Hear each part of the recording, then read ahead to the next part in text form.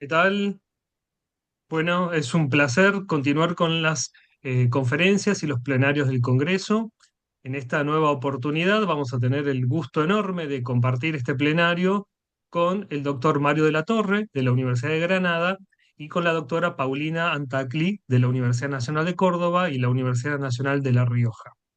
En primer término, vamos a comenzar este plenario ah, con el profesor Mario de la Torre, a quien tengo el enorme gusto de presentar. Voy a leer una pequeña biografía del profesor. Mario de la Torre es profesor titular del área de Teoría de la Literatura y Literatura Comparada de la Universidad de Granada, además de director del área de Artes Escénicas de La Madraza, Centro de Cultura Contemporánea de la Universidad de Granada. Sus líneas de investigación se centran en los estudios teatrales, la literatura comparada, los estudios de género y los estudios fílmicos. Cuenta con más de 100 publicaciones, entre las que se encuentra el Teatro Independiente de Huelva, Teatro de las Marismas, Universidad de Sevilla, del año 2022, con el que ha obtenido el Premio Lorca 2023 al mejor libro de teatro del año. Ha sido invitado para impartir conferencias en los centros del Colegio de Francia, las universidades de Heidelberg, Alemania, Constanz, Alemania, Mannheim, Alemania, Estatal de Río de Janeiro, Brasil, Universidad Estatal del Valle de Ecatepec, México, o la Universidad de Buenos Aires, Argentina. Querido Mario, es un placer que nos puedas acompañar y su conferencia se titula Entre Argentina y Europa, la ambivalencia en el teatro autoficcional de Marina Otero. Mario, te escuchamos y nuevamente muchas gracias por acompañarnos. Nada, en primer lugar quisiera dar las gracias a la organización de este congreso por su amable invitación. Me siento muy honrado con poder participar y ver a compañeros queridos como Mauricio, aunque sea en forma online. Así que muchas gracias por esta posibilidad y gracias por la invitación. En mi caso voy a hablar de la actriz, de la performer, bailarina, dramaturga, directora de escena Marina Otero, una artista argentina que tuve la ocasión de descubrir por allá, por el 2019, cuando estuve haciendo mi última estancia de investigación en Buenos Aires, y que, bueno, que a partir de ese descubrimiento me fue fascinando, tanto con las obras que pude ver en ese momento como la continuación de su producción escénica. Una autora que ya cada vez está más dentro del canon aquí en muchos teatros europeos y que he tenido la ocasión también de programar en La Madraza en este mismo año. La obra de Marina Otero se ha desarrollado siempre vinculando sus producciones a su vida personal, como si fuera una especie de work in progress que va evolucionando con el paso de los años. Y entre esos avatares se halla un paso decisivo sobre el que también voy a hacer inciso en esta intervención, que va a ser cómo afectó en su trayectoria el hecho de mudarse a España por el 2022, lo que se supondría un cambio de perspectiva sobre algunos temas que han transitado su producción escénica. Dentro de lo que sería su estilo, hay varios elementos que hacen de su teatro muy reconocible. Primero, la presencia del cuerpo, un cuerpo que se hace patente, sobre todo por esa formación inicial en la danza, con un estilo agresivo en ese tipo de coreografías, como los saltos que realizan sobre las rodillas, y con una proyección muy visual de lo que sería esos movimientos coreográficos. Un segundo rasgo definitorio sería la presencia de temas como el amor y el desamor, con personajes masculinos que comparten siempre el mismo nombre, la ficción, los Pablos de Marina Otero, y que hacen de su vivencia, de esa vivencia del desamor, un lugar a veces muy oscuro. Y en tercer lugar, la autoficción, del cual tomo el concepto para el título de esta intervención, un género al que se podría escribir sin ningún tipo de duda las producciones de Marina Otero. Un tipo de práctica innovadora sobre el yo que sigue en auge y que se está reduplicando en diferentes campos teatrales de países muy diversos. Un fenómeno que se puede constatar exitoso con autores como Sergio Blanco, pero que también en España y en Argentina pues, ha tenido un desarrollo más que notable, sobre todo por esa libertad que ofrece a las dramaturgas y dramaturgos para transitar de lo real a lo ficcional y viceversa, si las limitaciones que otro tipo de género le terminan imponiendo. Para comenzar, es conveniente recordar qué se debe entender por el concepto de autoficción. Con este concepto que creó ese neologismo Serge Dubovsky en 1977, se proponía una modalidad en la narración, en este caso, pero que se puede expandir a otro género, a otro literario, que excedía lo autobiográfico, permitiendo que la coincidencia nominal entre autor, narrador y personaje fuera compatibilizado con el pacto novelesco. Lo que hacía era completar esta tabla famosa de Philippe Lejeune en ese libro publicado 2 años antes, El pacto autobiográfico, donde se liberaba por fin, gracias a esa propuesta de Dubrovsky, a los escritores de las restricciones que la autobiografía los obligaba a cumplir, a tener que quedar lo narrado sujeto a la verificabilidad. Con esta ruptura con lo factual, se daba pie a una exitosa tradición literaria que permitía que el protagonista se viera envuelto en tramas de ciencia ficción, por ejemplo, o que pudiera conversar con personajes e incluso fallecidos en situaciones absolutamente inverosímiles, sin que por ello estemos ante una novela al uso, tal y como se hubiera categorizado de forma previa. Todas estas cuestiones tienen en el mundo del teatro implicaciones muy singulares frente a los otros géneros. La fisonomía del autor de una novela, por ejemplo, puede sernos desconocidas para el lector y esto no es obstáculo para que podamos disfrutar de la experiencia estética de forma completa. Pero en el teatro autoficcional esto no es posible, porque en la escena el cuerpo del autor, narrador, personaje se constituye en una evidencia clave que nos hace constatar que lo que estamos viendo es real, que la identificación entre el autor, autora y el personaje es total cuando el dramaturgo o dramaturga se interpreta a sí mismo. Y todo esto lo digo también siguiendo el pensamiento que ha desarrollado, entre otros, el profesor Mauricio Tosi.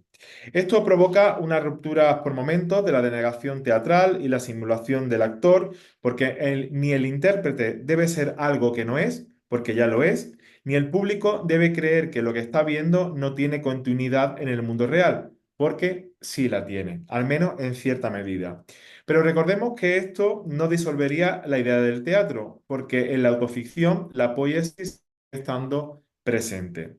La diferencia a un nivel espectatorial estribaría en que ahora se provoca en el público un visionado especialmente activo, ya que deberá proceder a diferenciar lo que es ficcional de lo que no lo es a partir de ciertas marcas textuales de la puesta en escena. Esto genera una ambigüedad que es muy sugerente durante todo el proceso de expectación.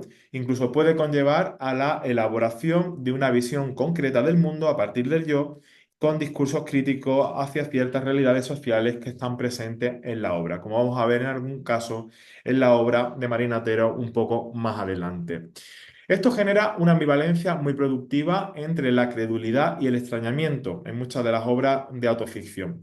Como dice, y cito aquí a Jorge Dubati acerca del convivio, en el teatro se vive con los otros. Como resultado de esta interrelación entre público y actores, más la expectación y la poiesis, se genera el teatro.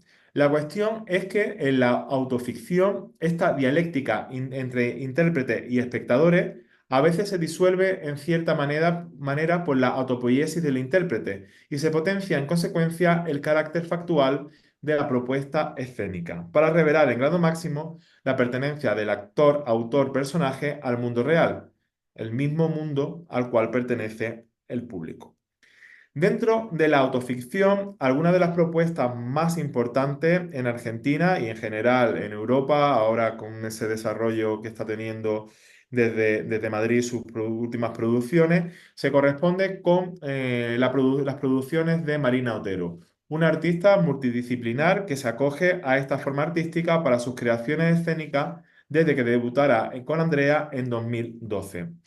A este respecto sería especialmente relevante su ciclo Recordar para Vivir, donde desarrollaría una dramaturgia del yo de una forma clara con una serie de obras que funcionan como una especie de work in progress, como si fuera una actualización continua de lo que sería la vida de Marina Otero. Así, en 2013 estrena Recordar 28 años para vivir 50 minutos, en 2014 Recordar 29 años para bailar 22 minutos y en 2015 Recordar 30 años para vivir 65 minutos. Todas piezas de estructura muy similar a la que se van añadiendo algunas vicisitudes que supuestamente le han ocurrido entre un montaje y otro montaje.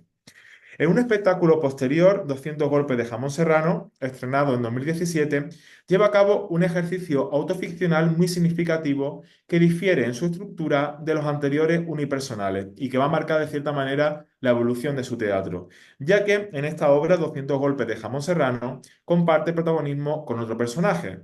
La obra arranca con Gustavo Garzón, el actor televisivo, conocido rostro familiar en los hogares argentinos, haciendo ejercicio.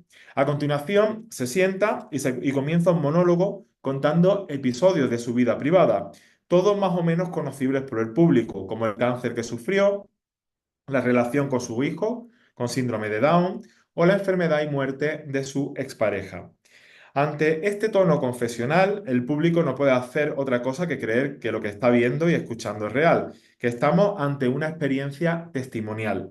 Continúa exponiendo el origen de la obra que los espectadores están viendo, la de 200 golpes de jamón serrano. Dice que descubrió a Otero en su obra Recordar 30 años para vivir 65 minutos y pensó que debía hacer un espectáculo como aquel, cargado de verdad, donde pudiera demostrar su valía real como intérprete. Decidió pues contactar con la joven artista para poner en escena una obra que le revelara como actor ante el público. Poco después, Marina Otero irrumpe en la obra y comienza a narrar por su parte otra versión de la historia, los avatares de la puesta en escena, repasando de paso algunos episodios personales. La propuesta se basa en estos momentos en la comicidad derivada de la exposición pública de las miserias de un actor en horas bajas hasta que la incertidumbre se cierne sobre la naturaleza real de la obra cuando Otero confiese en un enérgico monólogo, la imagen que tienen ahí se corresponde con ese monólogo, que realmente fue ella la que contactó con Garzón, un actor popular cualquiera, para que su obra pudiera ser vista por un público mucho más amplio del que la vería en la escena independiente a la que estaba marginada. Sobre esta pieza nos centraremos en dos cuestiones. La primera, que en ese monólogo iracundo se centra en una crítica a la escena teatral bonaerense, incapaz de aceptarla en sus circuitos oficiales, desterrándola a Love.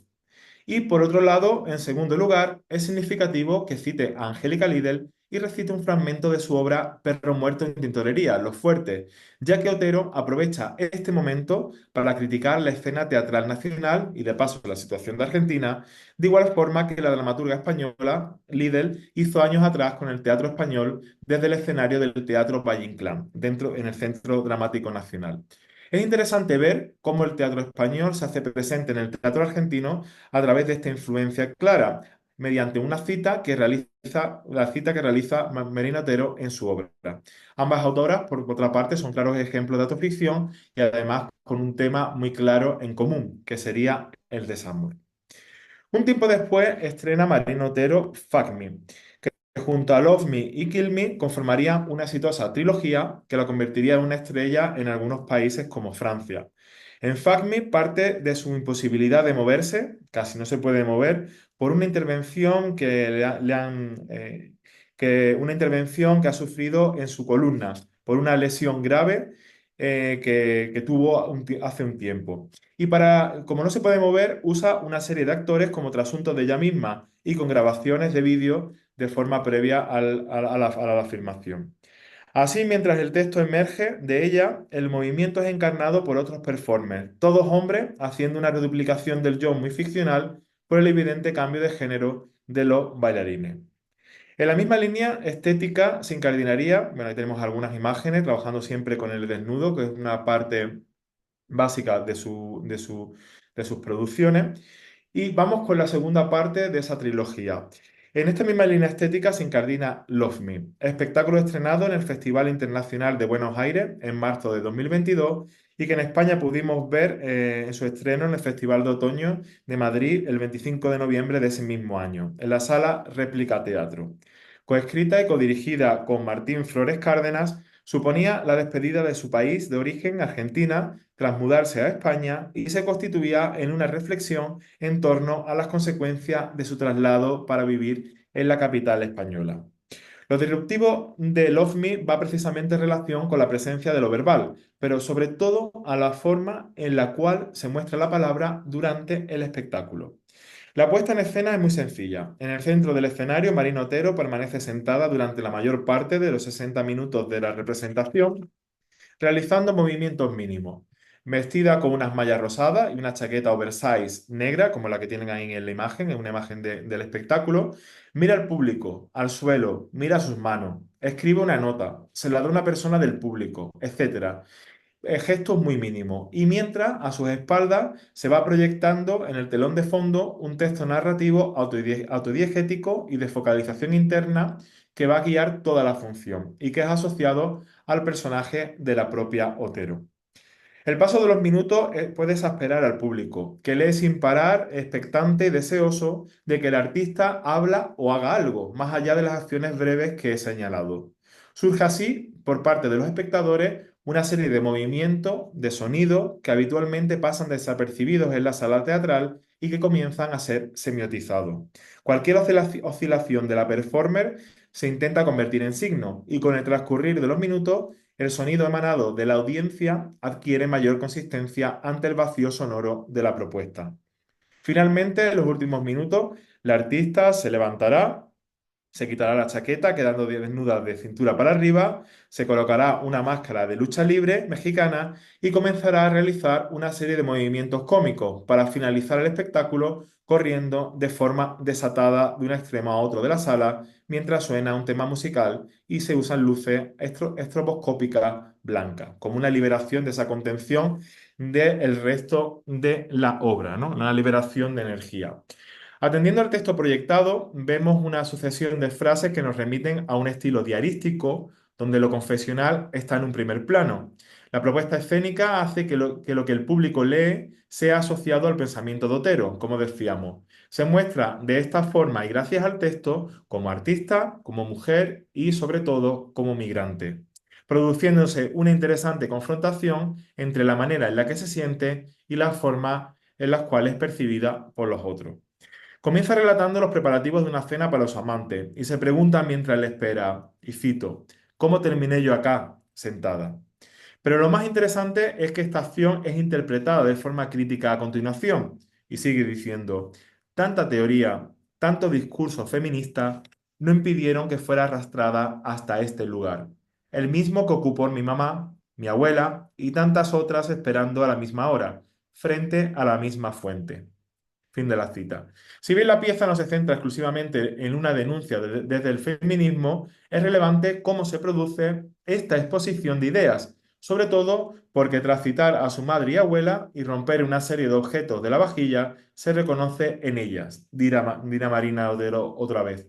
Esa soy yo, Marina Otero, la performer. También soy directora y bailarina de esas que no bailan. Con esta identidad nominal explícita de autora, personaje y narradora, estaríamos ante una autoficción teatral clara, sobre todo porque junto a elementos factuales verificables, como por ejemplo cuando dice que su anterior obra era Fuck Me, se presentan inmediatamente otros cuya veracidad no es conocible por el público. Por ejemplo, cuenta un episodio de sexo fortuito con un desconocido en Madrid el día de su cumpleaños. Se pone así al público en la tesitura de tener que discernir lo que es real de lo que no lo es, lo que activa su atención a los hechos que le son relatados.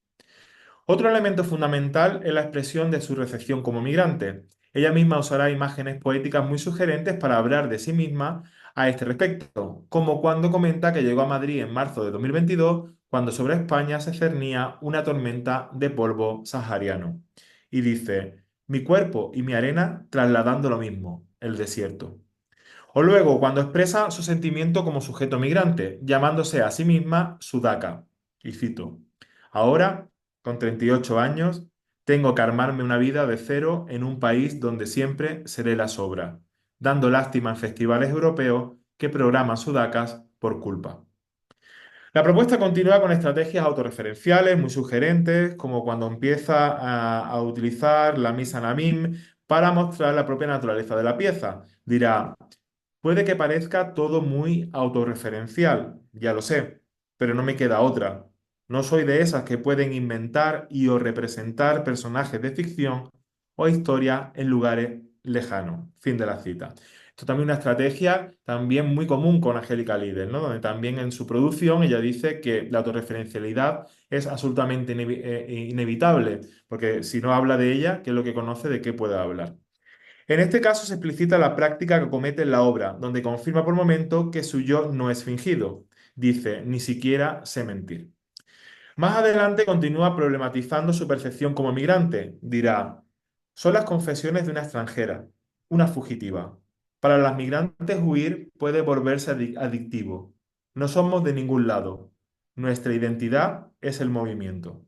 Pero lo más productivo de la estrategia de Otero es que si bien busca provocar la identificación simpática según el modelo de Patrice Pavis, sería relativamente sencillo, bueno, que sería algo relativamente sencillo dado los temas señalados, migración, precariedad, esposas maltratadas, etcétera, temas que nos atañen de alguna forma a toda la sociedad. Ahora, la vía que ella elige es el distanciamiento, mostrándose también como una persona con defecto, como cuando dice que roba, procediéndose así más bien a lo que sería la identificación irónica dentro de esos mecanismos que establece de identificación Patrice Pavis. La exitosa trilogía de obra que estamos señalando finaliza con Kill Me, una pieza que parte de la idea de que se ha convertido en la sudamericana exitosa de rigor que deben programar los festivales y teatros europeos, la cuota de la diversidad geográfica. Y para facilitarles el trabajo, además, ha elaborado una pieza sobre la enfermedad mental, partiendo del diagnóstico de su trastorno límite de la personalidad. Así, usa diversas performances, por ejemplo, a partir de este punto de partida para reduplicarse a sí misma. Resulta muy sugerente, bueno, también bueno, el desnudo como una de las marcas de lo que serían sus puestas en escena, pero con esa reduplicación de sí misma que le permite, pues, hablar de diferentes perspectivas de sí mismo y produce una dislocación del yo que también es muy propia de la autoficción. Esto es el comienzo, comienza con un vídeo a pantalla completa, se levanta el telón y aparece una coreografía con estas 5 bailarinas seleccionadas todas con algún tipo de enfermedad mental, ¿no? Que en un casting muy, muy concienzudo que realizó, ¿no? Por ejemplo, aquí una patinadora argentina, hija de psicoanalistas argentinos, que hará un monólogo, que después cada una se emancipa de Marino Otero y tiene sus propios momentos de explicitación de sus problemáticas personales, en un tono también muy autoficcional y muy, muy interesante. Y el único personaje que no se asocia con Marino Otero es Tomás Pozzi, también actor argentino, que con este papel alcanzaría un gran reconocimiento, nominaciones a premios en España, como actor que interpreta a Nureyev. Por lo tanto, vemos aquí también pues, ese distanciamiento de la forma y cuerpo, porque Tomás Pozzi, ya saben, es muy bajito, y entonces, bueno, pues ese distanciamiento irónico también con el propio personaje. Bueno, ya concluyendo, quisiera decir que si en un principio en Argentina su problemática se ceñía en gran parte a ser marginada como artista alof de Buenos Aires, en su etapa europea, con trabajo continuo, con diferentes bolos, con recursos suficientes para desarrollarse profesional y personalmente, vemos que el interés se traslada a su recepción como personaje migrante que a través de la enunciación reivindica su condición de sujeto, separándose de los prejuicios que sobre ella como argentina en Europa se pudieran verter. A través de la autonarración propia de la autoficción, asistimos pues a la emergencia de un sujeto con capacidad de emanciparse de otros relatos que cuestiona ella misma, e incluso realizando una crítica a su propia personalidad en sus incoherencias a la hora de plantear sus espectáculos. Con una gran ambivalencia, gracias a la autoficción, que hace indecidible el nivel de factualidad y de ficcionalidad de su teatro y donde parte del conflicto de su condición de outsider en la escena argentina durante su periodo bonaerense para ser sustituida esta temática por su condición de mujer migrante en Europa, Marina Otero sigue siendo una de las artistas más reconocidas y programadas en la escena actual europea. Muchas gracias. Muchas gracias a vos, Mario. La verdad que de una claridad expositiva y conceptual envidiable. Muchas gracias. Eh, Después tenemos un espacio para diálogos, pero ahora pasaríamos a la conferencia de la doctora Paulina Antacli, a quien voy a presentar brevemente.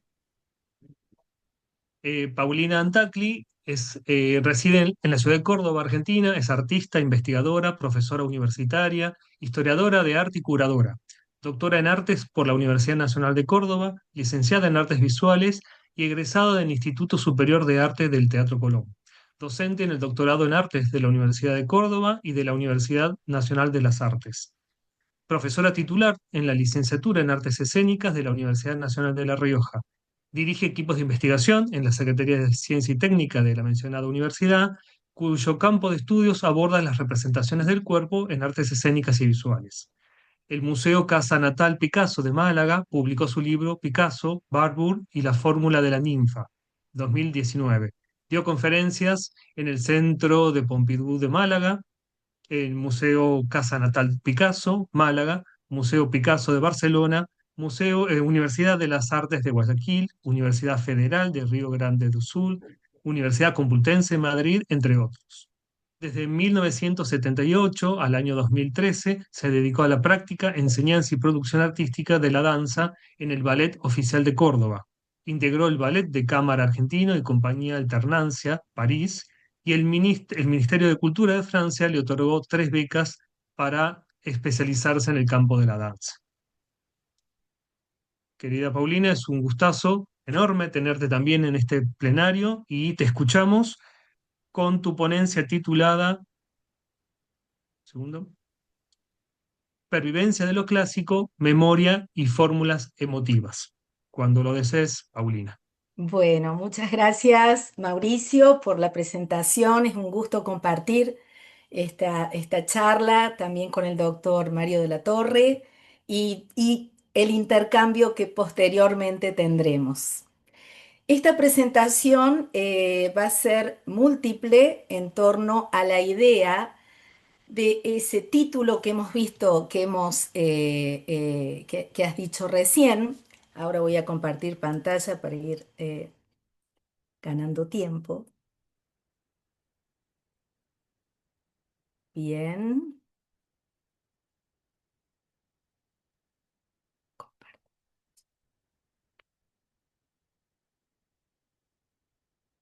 ¿Está todo bien? ¿Estamos viendo todo? Sí, bien.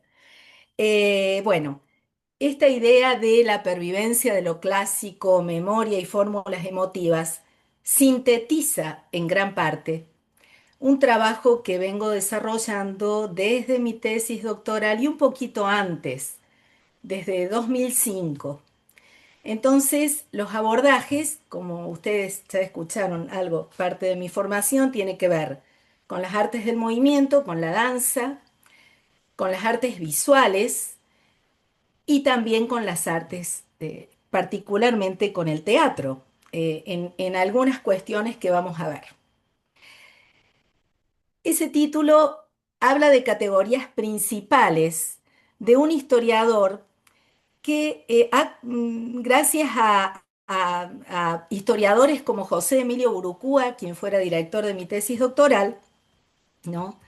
Eh, Particularmente, digamos, son estudios o alternativas metodológicas que se utilizan para el estudio de las prácticas artísticas, ¿no? Eh, Primero, Avi Warburg, el historiador hamburgués, conocidos por muchos y desconocidos por otros, o conocidos solamente por su último proyecto inacabado, que fue el Atlas Nemocine. Él considera que la obra de arte es la resultante de una transmisión histórica, pero que se va a presentar en una forma heterogénea, discontinua, Y eso, ahí está sintetizado la idea de Giorgio Agamben, va a ser utilizado como vehículo seleccionado de la memoria cultural, ¿no? Por otra parte, lo de las fórmulas emotivas o lo de las fórmulas patéticas que vamos a ver a lo largo del desarrollo de esta presentación, Mauricio, ahí sí te pido que mientras presento ya no veo la hora, así que 5 minutos antes avísame, por favor. Eso Problema. sí, por favor. Bueno, gracias. Bien. Em, Toma estas fórmulas de la antigüedad clásica acorde a la interpretación que se hace en el presente. No hay otra forma. No hay otra forma de indagación. Voy a hacer un breve pantallazo. Esto es lo que escribe Avi Warburg en su último proyecto en la introducción del Atlas Mnemosine. A ver, Avi Warburg no tiene la producción escrita porque él tenía una enfermedad que se llamaba fuga de ideas. Y justamente escribía, reescribía, volvía a escribir y volvía a escribir. Entonces, a la hora de las publicaciones, ahora hay muchas publicaciones, se iba complejizando para quien tenía que publicar en su momento. Esto me interesa para que pensemos en esta pervivencia de la antigüedad y después ya lo vamos a llevar a casos concretos.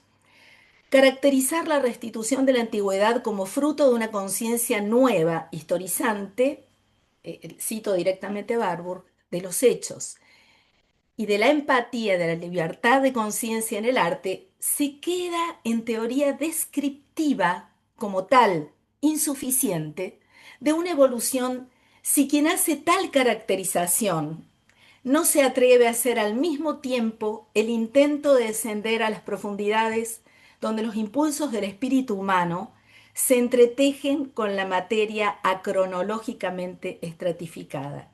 Solo allí se descubren dónde se acuñaron los valores expresivos de los estremecimientos paganos derivados de la vivencia orgiástica original, el thyiasos trágico. Con toda esta forma laberíntica de traducción y de escritura, porque leyendo en alemán es muy laberíntico, Warburg también, nosotros empezamos a ver que está hablando de valores expresivos paganos, de aquellas cuestiones primigenias, de aquellas formas primigenias. Entonces, brevemente y muy abuelo de pájaro para que nos podamos entender en esta pequeña charla, digamos, voy a hablar de las fórmulas patéticas o emotivas o fórmulas de pathos. Voy a hablar de la supervivencia de la antigüedad o pervivencia de la antigüedad a través de los síntomas, intervalos y polaridades, porque esta forma de abordar la historia del arte de Avi Warburg nunca fue desde lo estetizante, sino que siempre se relacionó con los síntomas, con aquel malestar de la cultura que nos remite a Freud y que era totalmente contemporáneo, seguramente lo leyó. Y otra categoría fundamental vinculada con el Den Kraumer, que es el espacio para el pensamiento. Él distingue del Den Kraum, de este espacio para el pensamiento, él va a distinguir el umbral mágico y el umbral racional. Cuestiones que desde las prácticas artísticas nosotros vamos llevando adelante. Entonces, la razón va a crear, hago una síntesis de Warburg citado por el mismo Gombrich, la razón crea ese espacio para el pensamiento, pero en tanto la magia destruye ese espacio para el pensamiento porque hay un elemento, un objeto que tiene que ver con los traumas. Mientras se sostengan esos traumas de la existencia, no va a haber pérdida de memoria. ¿Se entiende? Es como que los traumas van sosteniendo esa memoria. Y con respecto a cómo centra su atención Warburg en la memoria, es donde él ubica estos dos polos de la creación artística, bien vinculado al origen de la tragedia o Grecia y el pesimismo, que fue la tesis escrita por Nietzsche, donde vincula esta contemplación de lo apolíneo y esta contraposición de lo dionisíaco totalmente alejado a esta idea de serena grandeza conocida por Winkelmann, ¿no? En la historia del arte. Entonces nos dice Barbour, ¿no? El destino del artista se puede encontrar realmente en una distancia igual entre el caos de una excitación dolorosa y la evaluación equilibrada de la actitud estética. Esta cuestión que yo ahora voy intercalando, que me interesa decirles, en la motivación que yo escribí en mi tesis doctoral hace ya eh, 15 años, bueno, hace mucho tiempo, pero en esa motivación, en mi tiempo de bailarina que me llevó casi 40 años de mi vida, ¿no?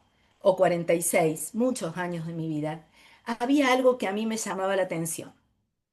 Y lo que me llamaba la atención tenía que ver con esa detención, esa suspensión en una pose que generaba, que provocaba a la memoria de quien miraba, ¿no? Esa detención que Giorgio Agamben la nombra tomándolo de Aristóteles y tomándolo de uno de los primeros codificadores de la danza, fantasmata, ¿no? Esa fantasmata, ese espacio que se crea entre la imagen y la memoria, ¿no? Cualquier duda después me, me dicen porque son muchas categorías juntas, pero me interesa compartirlas. Hubo una primera definición de mi querido maestro José Emilio Burucúa. Él hizo como 4 o 5 definiciones de la idea de fórmula de pathos o fórmulas emotivas. Él habla de una organización de formas sensibles y significantes, palabras, imágenes, gestos, sonidos, acciones, que producen, cito directamente, en quien los recibe, un significado que será comprendido por una sociedad en un mismo horizonte de cultura. Si ustedes recuerdan la última cena no tengo la imagen aquí, de Leonardo da Vinci, y la inauguración de las Olimpiadas en París, ¿m? Creo que fue que se hizo sobre el Pont d'Alma o se hizo, no me acuerdo, pero era como, te remitía directamente a eso. Y quizás la idea no estuvo, quizás la idea estuvo, hubo mucha controversia con respecto a eso.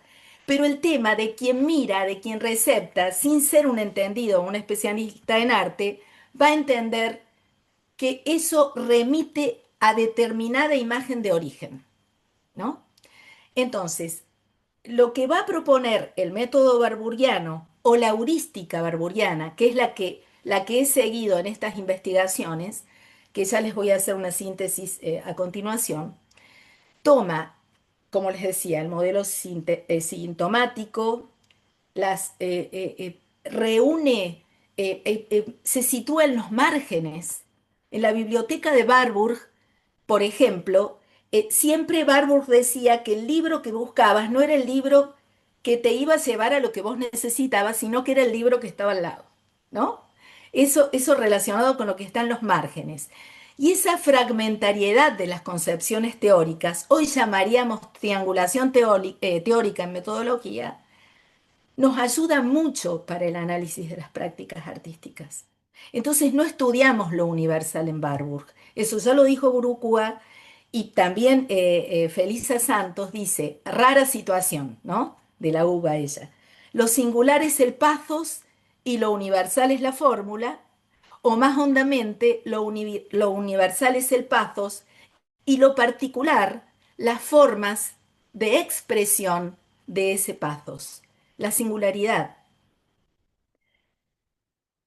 Aquí tenemos el Atlas Nemocine, lo paso muy rápido, ¿no? Como teatro de la memoria de la experiencia humana, donde él en su último proyecto, Avi Warburg, toma, por ejemplo, la fórmula de pathos de la ninfa, o toma el pathos del sufriente, que ya vamos a ver que hay trabajos de investigación realizados en teatro relacionados a esto, o toma imágenes de publicidad, donde pueden ver allí a una golfista que muestra como nuevo ideal de belleza a través del corporate culture, de la cultura del cuerpo y muchos elementos que se van vinculando, ¿no? Pero acá Warburg se va a centrar en la figura del artista y en la psicología de la creación y los procesos de producción, que eso es lo que retomo para, bueno, para estos equipos que dirijo y para las investigaciones que estoy siguiendo adelante. Hay una querida colega que se llama Cecilia Perea, que juntas en la universidad, ambas, ella después hizo una segunda tesis doctoral en la Universidad de Zaragoza y juntas en el doctorado yo inicié mi tesis doctoral vinculada a la fórmula de pathos de la ninfa y ella trabajó el pathos del sufriente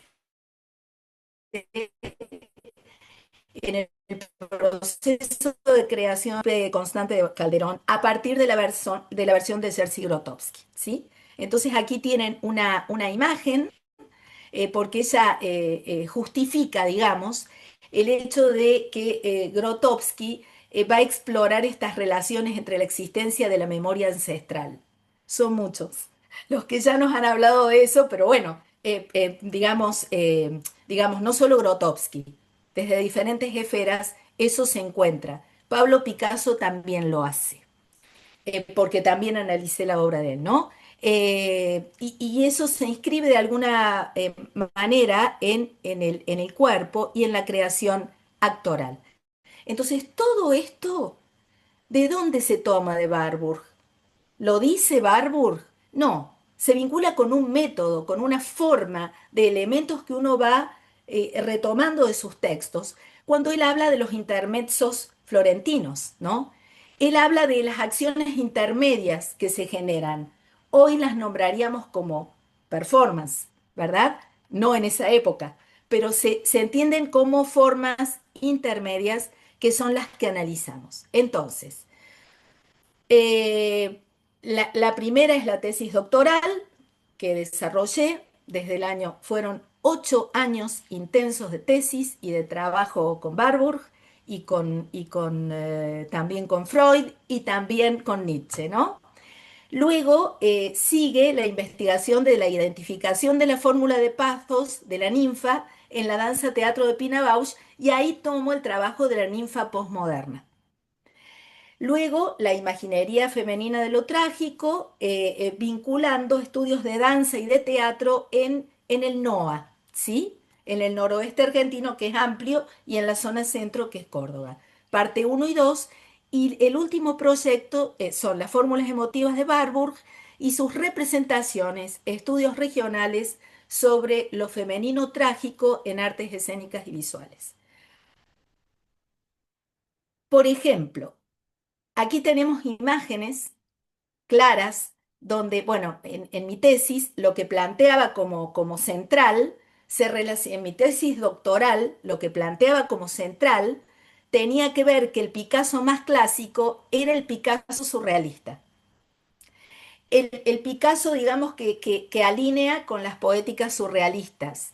Cuando en la Revolución Surrealista, por ejemplo, salieron las fotos de las imágenes de la Salpêtrière a través de estas actitudes pasionales, ¿no? Y el tipo de imagen, ¿no es cierto?, como de mantis religiosa, que el insecto que en la cópula le come la cabeza al macho, están representadas a través de las imágenes, ¿no? Entonces, bueno, acá hay una síntesis relacionada a estos elementos que se relacionan con la imagen clásica, la metamorfosis de estilo. Picasso siempre va a tomar de estas fórmulas ancestrales. También hay dichos de él, pero como él se decía y se desdecía, así que a los dichos de él los vamos a dejar ahí eh, por ahora, ¿no? Eh, Esta es una forma sintetizada a través de imágenes de esa primera investigación relacionada con las artes escénicas, ¿no? Por ejemplo, estas fórmulas emotivas. A mí me interesa mucho esta idea, lo dejo en la imagen. La idea de Aristóteles, ¿no? Que en categorías él plantea lo siguiente, y esto lo tomé de George Didier Berman, que es, digamos, ha interpretado también a su manera, más hacia lo nietzscheano, a Avi Warburg, pero ha escrito muchísimo. Siempre hace alguna relación con Warburg. Él dice, la acción está en corto quemo, corto quemo.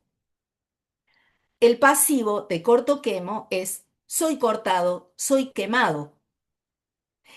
Esa cuestión literalmente nos atraviesa cuando estamos frente al acontecimiento escénico. Eso que nos corta, que nos quema y que nos atraviesa. Ese pasivo es el que trabajo en estas fórmulas emotivas, ¿no? Forma pasiva o en pasión. ¿Qué nos decía de estas fórmulas expresivas Avi Warburg, no? Que las imágenes de la antigüedad eran testimonios de estados de ánimos convertidos en imágenes, pero no solo imágenes. Hay una última investigación que estamos desarrollando con Maura Sajeva que tiene que ver con el grito de Clitemnestra, ¿sí? En una obra que se llama Griegos, que seguramente habrán visto, pero ya voy a avanzar sobre esto. Es decir, también tiene que ver con sonidos, ¿verdad? Bien. Pero si vamos a la ninfa, ¿qué es la ninfa? Y hay una síntesis maravillosa que hace Giorgio Agamben, ¿no? La nombra como un híbrido de materia y de forma. Ahí tienen a bailarinas de Pina Bausch, ¿sí? Con un vaso de una ménade, el dibujo, ¿no? De un vaso de una ménade que está ahí con su pandero y su pardalida, ¿no? Eh, es un híbrido de materia y de forma portadora de tiempo y memoria. Nos dice Agamben, la historia de la ambigua relación entre los hombres y las ninfas es la historia de la difícil relación entre el hombre y sus imágenes. ¿Se acuerdan que yo les había hablado recién de la fantasmata, no? Aquí hay Perdón, como una Paulina, especie... quedan 5 minutos, ¿eh? Bueno, vamos adelante. Acá tenemos estas imágenes de cariátides postmodernas, ¿no? Trabajadas también en una obra que se llama Arien, de Pina Bausch, donde los hombres las arreglan y las pintan y las acomodan a su manera. Bueno, aquí tenemos también la mena de Escopas y toda esa curvatura hacia atrás que después también se vincula con lo que desarrollé en la tesis doctoral. La histeria se manifestaba a fines del siglo XIX con una curvatura hacia atrás en opistótonos que simulaba la muerte por, ¿cómo se llama? La enfermedad del tétanos, que es una parálisis general, se para el corazón, pero era esa curvatura hacia atrás. Continúo, perdón, acá. No sé qué sucede, pero no puedo seguir presentando. Ah, ya está. Hay un video de todo esto. Este es un trabajo que hice sobre Guernica, el Guernica de Picasso y el Guernica del grupo La Resaca de Córdoba, dirigida por Marcelo Massa, ¿sí?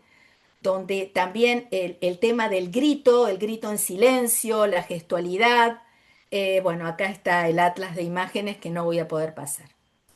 Me interesa el tema de las masacres y los genocidios como objeto de la historiografía que plantea José Emilio Burucúa y la imposibilidad de representación que existe relacionada a las masacres, ¿no? Daniel Fermani, un dramaturgo mendocino que seguramente conocen, escribió, y querido amigo, escribió Mujeres Argentinas en el Fondo del Mar. Él es director de un grupo de teatro que se llama Los Toritos, pero Daniel Fermani nunca pudo dirigir esta obra. Aquí, eh, esto es lo que dicen las mujeres que están en el fondo del mar, ¿no? Es terrible la obra. Mujeres, la mujer 3, cállense. Escucho el ruido de un auto. Mujer 1, auto no es. Es una mujer que está pariendo en la oscuridad. Abre a la luz las piernas y ese túnel radiante descubre para que todas nosotras podamos escuchar. Escuchar el grito que de vida es. Mujer 2. Pero ¿qué vida puede seguir aquí debajo? ¿Dónde irá a parar ese niño? ¿Dónde que nunca más lo veremos? Mujer 4. Hijo nuestro será.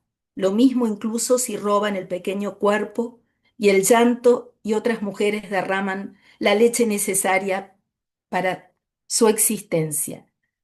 Nuestro es. Mujer 5. Tuve un hijo. Yo, muerta, he tenido un hijo. Hablará por mí. Ya está hablando. Mujer 3. Lo escucho. A través de las olas lo escucho. Mujer 1. Niño.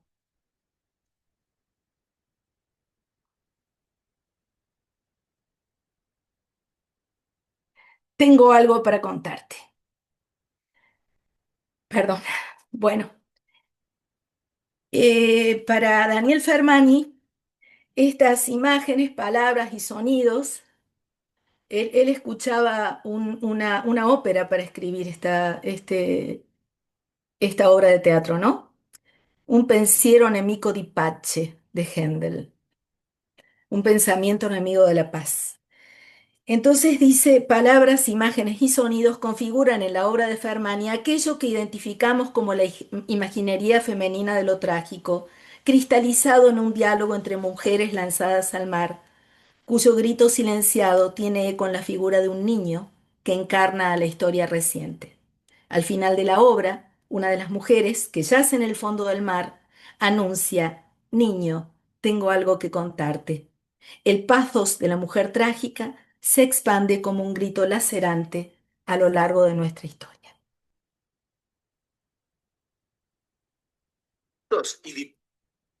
Esta es la obra que me interesaba que vieran 4 minutos, donde había un grito silenciado. No nos va a dar el tiempo, creo. Después me dirás, este es el grito de Clitemnestra en un momento donde todo el mundo ríe y nos queda esta idea de las palabras que habla Gurukua, ¿no? Estos seres del pasado viven en nosotros, en el fondo de nosotros, pesan sobre nuestro destino.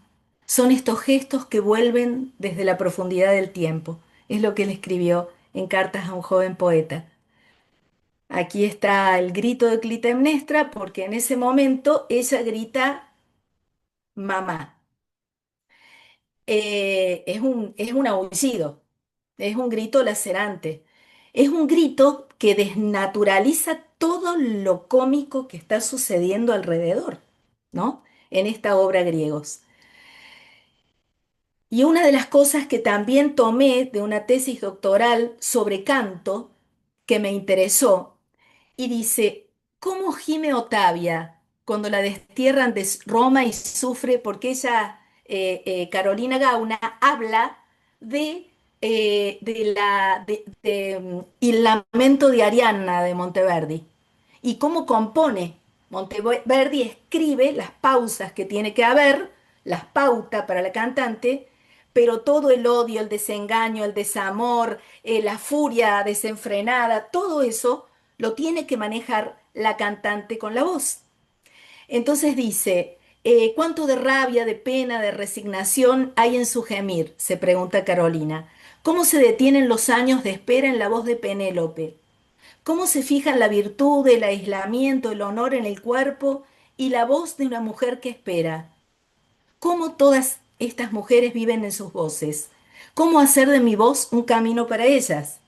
Esta paleta de posibilidades volvió a la vida al traerlas a mi trabajo interpretativo en el lamento de Arianna, ¿no? Y para finalizar, no sé, Mauricio, si voy a poder mostrar lo de la compañía Peeping Tom. No, lamento, Paulina, Bueno, estamos muy... Sí. está bien, está bien. Dice, el artista y el historiador tendrían así una responsabilidad común que es la de volver visible la tragedia en la cultura para no separarla de su historia, pero también hacer visible la cultura en la tragedia, para no separarla de su memoria. Esto supone entonces mirar el arte a partir de su función vital, urgente, ardiente y paciente. Esto supone, antes que nada, para el historiador, ver en las imágenes ahí donde se sufre, ahí donde se expresan los síntomas, que era justamente de lo que hablaba Avi Warburg, ¿no? Solamente quería comentarles en el final que lo que había seleccionado se parece, después lo vamos a hablar a lo que presentó Mario, porque es de una cordobesa que se llama Gabriela Carrizo, directora de la Pilkington Danza Teatro de Bruselas, y en un momento ella hace una escena de danza teatro donde el padre va arreglando a su hijo porque va a llegar la madre que hace 40 años que no ve, y la madre entra en escena y súbitamente se escucha el aria del Trovatore, que es el aria Condotta l'ere in Ceppi, donde Azucena cuenta la trágica historia del asesinato de la madre a su hijo. Todo eso se desarrolla en un momento en el que padre, mientras va cantando la cantante esta, el padre le grita y le dice, habla en inglés, pero le dice, está tu hijo, ¿no te das cuenta? Aquí están las flores, y les tira las flores y todo. Y en un momento se silencia todo y él grita sin voz. Entonces todos esos elementos pregnantes también nos llevan al pathos de la acción que se convierte en pathos de la imagen. Bueno, con eso terminó la presentación y gracias por la espera. Muchísimas gracias, Paulina, es muy amable. La verdad que también un esfuerzo de síntesis teórica enorme que agradezco porque ha sido muy didáctica frente a la complejidad de la teoría, ¿no? Bueno, realmente muchísimas gracias a ambos porque han sido dos conferencias preciosas, muy ricas por sus contenidos. Eh, bueno, ya Paulina comenzó a entretejer algunas relaciones. Yo fui anotando algunas cosas que me interesaban como para conversar. Tenemos muy poquitos minutos, pero sí me gustaría que podamos hacer un mínimo de intercambio. En primer lugar, me parecía muy interesante cómo ambas ponencias tocan un aspecto común que tiene que ver con las lógicas de la experimentación contemporánea, ¿no? Este núcleo de articular entre poiesis, praxis y teoría, que son las bases del pensamiento de la investigación artística contemporánea, cuando Mario indaga en la idea de la autoficción, la entiende como una forma de libertad de lo experimental contemporáneo. Eso me pareció muy interesante, porque cuando Mario reconoce que en la autoficción las y los creadores encuentran en esas formas creativas una libertad para la experimentación y la investigación. Claramente me parece que una de las fortalezas que tiene la autoficción es esa hoy, no solo el cariz estético de su producción, sino también la relevancia investigativa, la libertad investigativa que genera. Y eso me parecía interesante porque nos lleva con la autoficción a la emergencia de los fantasmas, ¿no? Toda autoficción tiene algo de fantasmagórico, esa tensión entre el yo individual y el yo colectivo, como esa ambigüedad que planteaba Mario entre lo factual y lo ficcional, entre lo biográfico y lo real, ahí se teje un fantasma. Por ejemplo, cuando Marina Otero, acá Mario lo ponía con mucha claridad, ¿no? Marina Otero plantea esa otredad de sí misma, ¿no? En FACMI, cuando delega su biografía, su yo, en esos cuerpos masculinos, ¿no? Esa delegación de su yo en esos cuerpos masculinos, ahí se teje un fantasma. Y, y ese fantasma, Mario lo toma en conexión directa con las poéticas del sacrificio de Liddell, cómo el fantasma y cómo conecta, ¿no? En esa articulación interesante de Mario entre el sacrificio de la poética del sacrificio. Liddell tiene hasta escrito sobre la idea del sacrificio, y en Marino Otero la noción también del sacrificio aparece como base de ese fantasma. Y ahí es donde me parece muy interesante el aporte de Paulina, porque Paulina también nos trae algo del fantasma, esa fantasmata que plantea, y por supuesto el pathos formel, cuando hablamos de esta idea del gestus la imaginería femenina de lo trágico, ¿no? Y cómo conectás, Paulina, la relación de estos paradigmas de la expresión que son necesarios de tejer entre esta tensión entre la pervivencia de lo clásico y también la idea de cómo analizar esas formas, imágenes, gestos, sonidos, como capturados en el tiempo, pero también promoviendo lo fantasmático. Digamos, ambas ponencias me han despertado esos dos puntos de conexión, ¿no? Que me parecen muy ricos. Y, por ejemplo, decía esta idea, corto quemo. Corto quemo también lo podemos aplicar a Marino Otero. Claramente, el corto quemo, como una fórmula emotiva, eh, permitiría quizás poner esta dialéctica entre el patoformel y la autoficción.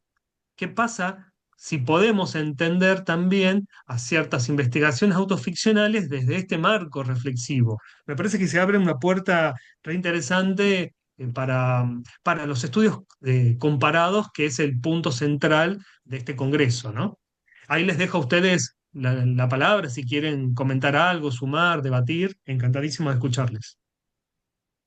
Bueno, si comienzo yo, nada, muchísimas gracias por esa lectura tan inteligente siempre, Mauricio, sobre mi intervención. Creo que sí, que realmente se produce ahí eso fantasmático, ¿no? Que está presente en toda obra de autoficción. Al final, lo que se hace es interesante en ese carácter autorreflexivo de la autoficción cómo queda constancia sobre la escena la imposibilidad de hablar de un yo único y unívoco, ¿no? Que sería signo de otro tiempo, pero desde la digregación del yo, desde el psicoanálisis a lo que sería la posmodernidad, etcétera, se ve imposible. El hecho de que se manifieste de esa manera escindida ese yo en diferentes cuerpos, en diferentes voces, hace que haya una resonancia de esa idea de la imposibilidad de apresar lo que es una realidad ontológica del sujeto que se manifiesta en la escena, ¿no? Y por ello, en la última imagen que puse de FACMI, después de estar toda la obra ella sin poder andar, narrando lo que sería su operación de espalda, hay un elemento que es muy sorprendente, se desnuda y comienza a correr. Por lo tanto, el público se queda fascinado diciendo que, bueno, qué significa la pieza si no se podía mover, se había emocionado con ella y de repente corre, corre, corre hasta que el teatro se vacía, se queda vacío. Por lo tanto, está jugando precisamente con esas incoherencias. Y eso me recuerda pues esa distancia entre la imagen y el recuerdo que ha desarrollado mi compañera Paulina Antacli, ¿no? Que realmente también creo que está muy presente en la autoficción, este tipo de propuestas que trabajan con lo real, pero que al mismo tiempo dejan un margen para la ficción y la creación, ¿no? O sea, algo que también, que no es que se crea además en la performance en el momento concreto, ¿no? Donde se desarrolla. Bueno, una Bueno, cosita antes de darte, Paulina, sí, para sí, sumar sí, esta idea. Esto sí. que plantea Mario me parece interesante porque claramente, si la autoficción ha tenido tanta presencia del yo, un yo presente, un yo contemporáneo, me interesa mucho la lectura que le estás dando, Paulina, a este marco teórico, porque de pronto ese yo contemporáneo de la autoficción también hoy lo podemos leer como una tensión con la pervivencia de lo clásico, con ese gesto sacrificial que tiene historia. Y esa connotación de tensar el yo contemporáneo de la autoficción con la historia, con la antigüedad, con ese gesto sacrificial que tiene raíz histórica, también le da una mayor connotación política a la autoficción, que siempre es un debate, ¿no? Entre lo narcisista y la politicidad de esa forma poética. Ahí sí, era solo para aportar esto en función de lo que dijo Mario. Gracias, Mauricio, y también Mario, con lo que estabas comentando. O sea, hay muchos elementos que iba vinculando cuando lo escuchaba Mario, ¿no? Sobre Marina Otero, el tema de eh, muchas veces el riesgo grande es el yo me mí conmigo, ¿verdad? O sea, es algo que se hace muy complicado. Pero hay algo que quería agregar relacionado con nuestro querido Jorge Dubati, cuando él habla de la lógica de la praxis, que de alguna manera lo dijiste al comienzo, Mauricio, ¿no? El tema de la lógica lógica de la praxis que tiene que ver cómo se van concatenando, uniendo los elementos. Recién decía Mario, no es un yo, no es el yo de uno.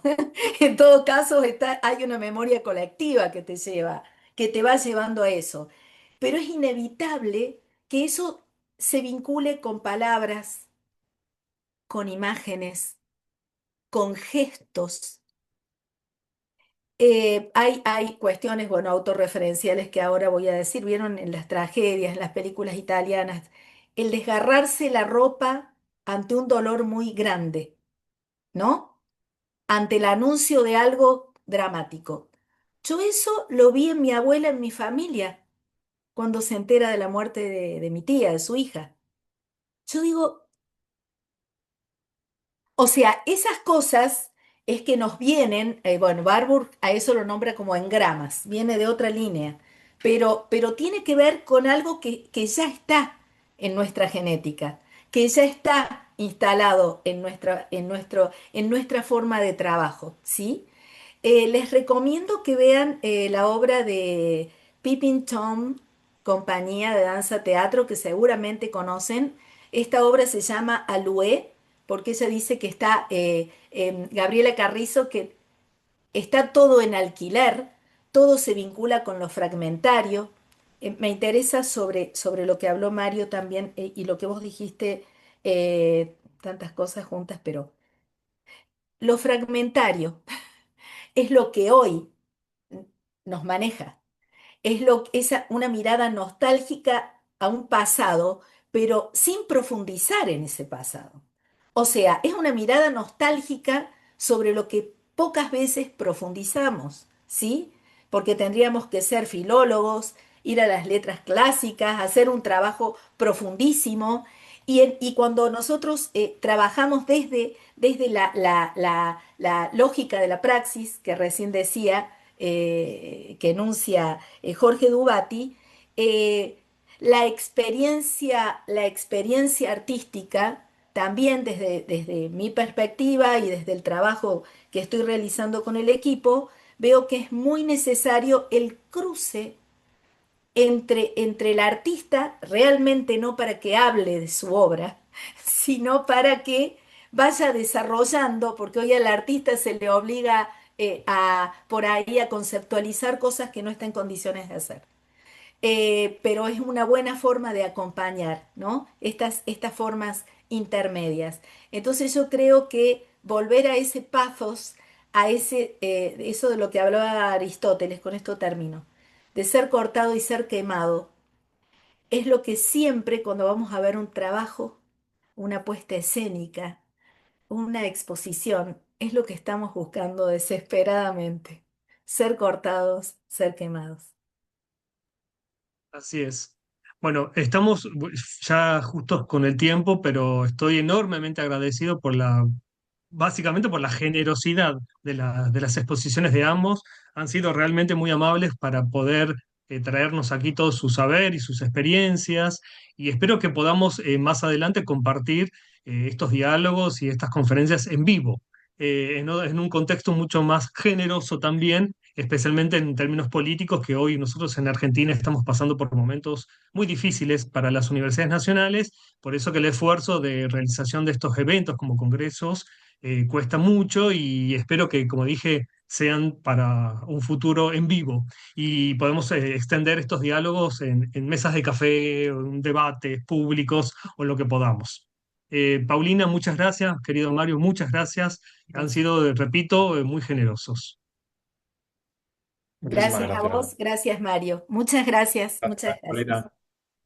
Dejamos aquí la grabación de esta plenario y pasamos a las actividades siguientes. Muchas gracias.